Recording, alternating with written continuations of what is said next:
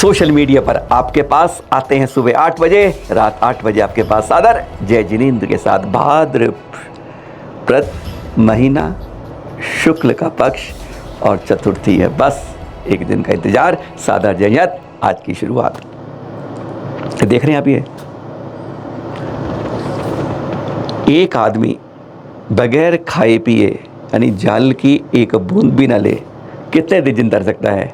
Normally विज्ञान के bulletin को हमने सर्च किया, हेल्थ केयर की है, तो मान लो 3 दिन रह सकता है।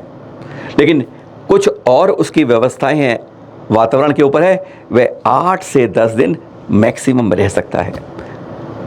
और इस बीच में ऑर्गन फेल हो सकते हैं, डिहाइड्रेशन हो सकता है, कोमा में जा सकता है और मृत्यु दरवाजे पर आ सकती है। यह विज्ञान कहता है अपने सारे शोध के बाद। लेकिन किंतु परंतु बट लेकिन इफ चुनान जी, इसमें एक बात अलग होती है। दिगंबर संत अजूबा होते हैं। जी हाँ, अजूबा दिगंबर संत सिंह निषिद्ध करते हैं ना, तो सीढ़ी चढ़ते हैं तो 15 तक पहुंचते हैं और फिर 14 से 15, फिर 15 से 14 करके उतरते हैं। यह है सिंह निषिद्ध वर्ग में। विरले साधु संत कर पाते हैं। श्वेतांबर संत भी 28 करते हैं, 8 दिन रहते हैं। लेकिन कई बार सुना है कि उबला पानी पीते हैं। लेकिन निर्जला उपवास, जल नहीं, आहार तो छोड़ दीजिए। चारों प्रकार के आहार का त्याग करते हैं जब दिगंबर संत उपवास। ये बता रहे हैं आपको, बूंदी जिले में नैनवा की बात देख रहे हैं आप। मुनिषी सुविंदे सागर जी, यहाँ पर आचार्य श्री सुनील सागर शिष्य हैं। किशनगढ़ से जब निर्देश मिला तो यह नैनवा में चतुर्मास करने 21 जुलाई को इनका चतुर्मास स्थापन थी। मुनिषी सुतेश सागर जी, मुनिषी सुविंदे सागर जी, जिनके चित्र देख रहे हैं आप, साथ में शुल्लक श्री सुप्रकाश जी, यह तीनों का चतुर्मास चल रहा है। और उन्होंने पहले दिन चतुर्मास यानी 21 जुलाई से ही 2 उपवास 1 आहार की श्रृंखला शुरू करी। 16 दिन बाद 7 अगस्त को वह संख्या बढ़कर 3 उपवास 1 आहार पर बढ़ गई। और फिर अब 20 अगस्त से इन्होंने वह दिखा दिया कि अभी तक जल ग्रहण नहीं किया, निर्जला उपवास शुरू कर दिया। और जो है 18 दिन आज हो चुके हैं। ऐसा महात्मा कहते हैं विश्व गुरु में तप त्याग तपस्या इतनी कठोर, किसी भी धर्म में किसी भी और के अंदर आपको यह नहीं मिल सकती। जो दिगंबर संत विज्ञान को भी धता बताते हुए, उसको भी फेल करते हुए एक नया अजूबा बना देते हैं। यहाँ लोग आ रहे हैं, दर्शन कर रहे हैं गजब के रूप में। मुनिषी सुविंदे सागर जी शांत मुद्रा में ध्यान रूप से एकाग्र होके अपने इस आत्मा और शरीर के बंधन में अलग भेद कर रहे हैं। कहते हैं मेरा मतलब आत्मा से है, इस शरीर में कष्ट का पता क्या चलता है, जबकि वास्तव में ऐसा नहीं होता है। इसके लिए बहुत बहुत बड़ी साधना की आवश्यकता पड़ती है। और ये सुविंदे सागर जी मुनिराज जब इस तरह की पराकाष्ठा करते हैं, तब को इस ऊंचाई तक लेके जाते हैं तो धन्य हो जाते हैं। दिगंबर संत के चरणों में बारंबार नमन अपने आप हो जाता है। जैन ही नहीं, अजैन भी इस समय दांतों तले उंगली बना रहे हैं। विज्ञान तो इस बात को मानता नहीं है, पर यहाँ रहता है तो देखकर नतमस्तक हो जाता है। जहाँ पर विज्ञान फेल हो जाता है, वहाँ पर दिगंबर संतों की चर्या का श्रेष्ठतम वक्त शुरू होता है। 18 उपवास जारी है आज। धन्य है मुनिराज मुनिषी सुविंदे सागर जी, बारंबार नमन आपको, जिन्होंने विज्ञान को भी फेल कर दिया। चित्र देख रहे हैं आप, ये महाराष्ट्र से, मध्य प्रदेश से, राजस्थान से, पश्चिम बंगाल से, उत्तर प्रदेश से 60 धर्म उपासक कह सकते हैं आप, ब्रह्मचारी भैया जी और अन्य लोग। आचार्य श्री विद्यासागर जी मुनिराज, सराकोदारा ज्ञान सागर जी, आचार्य श्री समय सागर जी और गुणायतन प्रणेता मुनिषी प्रमाण सागर जी के कहते हैं उनकी प्रेरणा और आशीर्वाद से यहाँ पर सराक क्षेत्र में, पश्चिम बंगाल और उड़ीसा के लिए यहाँ पर पर्यूषण में विशेष रूप से आए हैं। पर यहाँ पर उनकी तरह जागृति पिछले कुछ सालों से लगातार कर रहे हैं। बहुत अंतर पड़ता है उन भाइयों के जो हमसे बिछड़ जाते हैं। पर ये चित्र आपको दिखा रहे हैं जिनका मेल नहीं बैठता। बात क्या है, ये उतरे तब यह चित्र दिखा रहे हैं आपको स्टेशन के। कान हम पकड़ रहे हैं, क्षमा के साथ बता रहे हैं।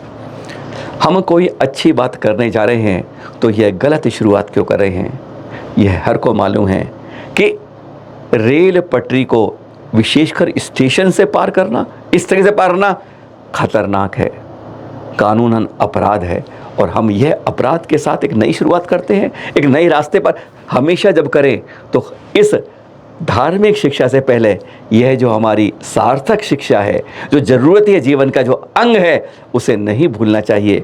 इस तरह के और फिर वीडियो हम सोशल मीडिया पर डालते हैं इसके कि हम स्टेशन पर उतरे, हम फुट ओवर ब्रिज जो पीछे दिख रहा है उससे इस्तेमाल नहीं करते और हम सड़क पटरियाँ लांग करके उधर पहुँच पाते हैं। नहीं, बहुत गलत है ये।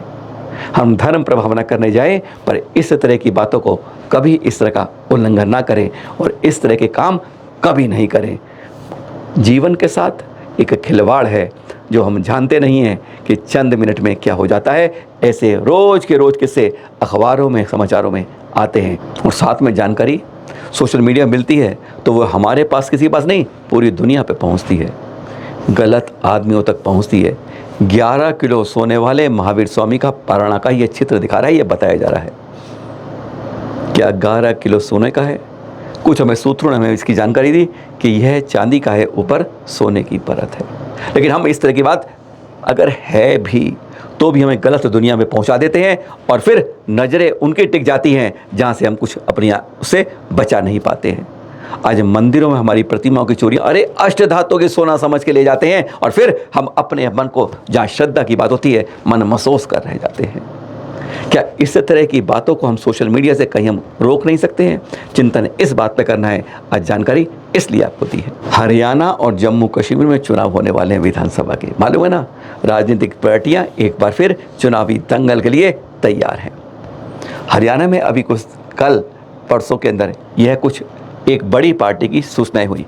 उसमें पूर्व मंत्री और विधायक एक ही जो देख रहे हैं अब, कविता जैन किस तरह रो रही हैं, देख रहे हैं सीना। यानी जब सब अच्छे काम करके टिकट नहीं मिलता है, अरे हर जात पात को मिला है टिकट, लेकिन जैनों को इसके अंदर फिर एक बार दूध में पड़ी मक्खी की तरह निकाल दिया है कि बस तू सोने का अंडा देने वाली मुर्गी बना रहे, पर अंडे निकालते रहेंगे, बस तेरा काम यही रह गया है।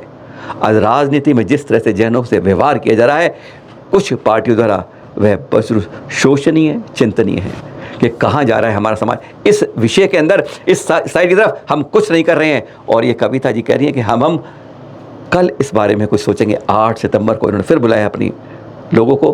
पर आज बड़ी पार्टियां अगर जैनों को इस तरह समझेंगी तो जैन समाज को कुछ सोचना होगा, चिंतन करना होगा, समझना होगा, अपने अपने पैरों पर ही खड़ा होना पड़ेगा। और पैरों पर खड़ा होने का वजूद तो उनमें है, बस क्षमता भी है। एक बार दिखाना होगा। एक बार गिरोगे, 2 बार गिरोगे, 3 बार गिरोगे, एक बार उठकर खड़े जरूर हो जाओगे। सब जानते हैं पर्यूषण शुरू हो रहा है, सब जानते हैं। और उसमें सांस्कृतिक कार्यक्रम रोज़ शाम को विशेषकर महिलाओं के द्वारा होते हैं, कुछ जगह पुरुष भी करते हैं। रंगारंग सांस्कृतिक कार्यक्रम, यानी एक प्रकार से प्रतिस्पर्धा हो जाती है, मैं कौन तू कौन आपस में। और यही कषाय को जन्म करती है, राग का भेद खत्म नहीं करती है, बढ़ाती। एक हम नहीं कह रहे हैं, मुंशी प्रमाण सागर जी ने खुलकर बात कह दी, शंका समाधान में बार बार कह दी, सबको मिल गया, इसलिए दिखाने की जरूरत नहीं हमें। तो क्या हमें उन सांस्कृतिक कार्यक्रमों में क्या तरह के चारित्र दिखाने चाहिए, ये भी उन्होंने कहा बताया ना। उसकी एक झलक दिखाते हैं आपको। अगर सांस्कृतिक कार्यक्रम जो कल से पर्यूषण शुरू हो रहे हैं उसके अंदर हम इस तरह के करें तो शायद हम समाज में वह सीख दे पाएंगे और जो मनुष्य ने कहा उस बात को भी पूरा कर पाएंगे।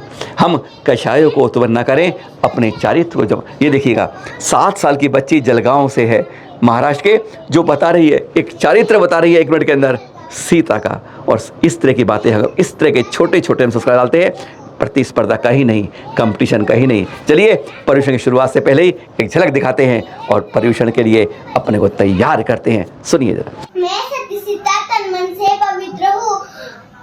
ये अग्नि देवता, मैं आपको प्रणाम करती हूँ।